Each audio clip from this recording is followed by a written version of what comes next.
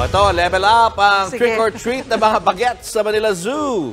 At speaking of costume, dako pang malakasan din po ang mga celebrities sa Halloween Gala sa National Museum. Panoorin po natin sa report na ito. Makapanindig balahibo, agaw eksena, at talaga namang very creative. Yan ang tampok sa katatapos lang na Shake, Rattle and Ball, The Alamat Exhibition Gala na ginanap sa National Anthropology Museum kagabi. Ang ilang celebrities at iba pang personalities, kanya-kanyang paandar sa kanilang Halloween costume to celebrate Pinoy pop culture.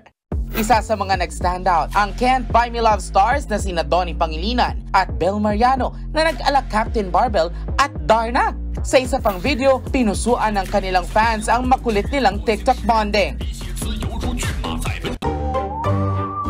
Ang organizer ng event na si Team Yap, level up ang Halloween get-up sa pagiging Pinoy horror classic icon na si Lilia Kuntapay sa Shake, Rattle and Roll classic na Yaya. At as usual, hindi nagpakabog ang co-presenter ng event na si senior high star Andrea Brillantes na nagpaka-SRR icon ding si Amalia ang Aswang.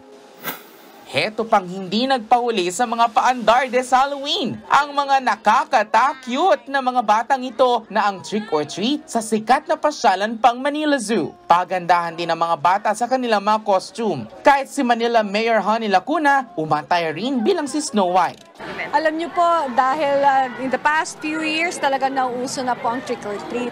So minabuti naman po ng City Government of Manila na pati ho kami makapag-celebrate po tayo ng Halloween. Total, nakapag-prepare na po kami para sa mga needs natin for Undas. Ayon sa alkalde, ang proyektong ito ay paraan ng lokal na pamahalaan para mas magbigay saya pa sa kanilang mga kabataan. Achieve naman ang goal dahil happy ang pagti-trick or treat ng kids.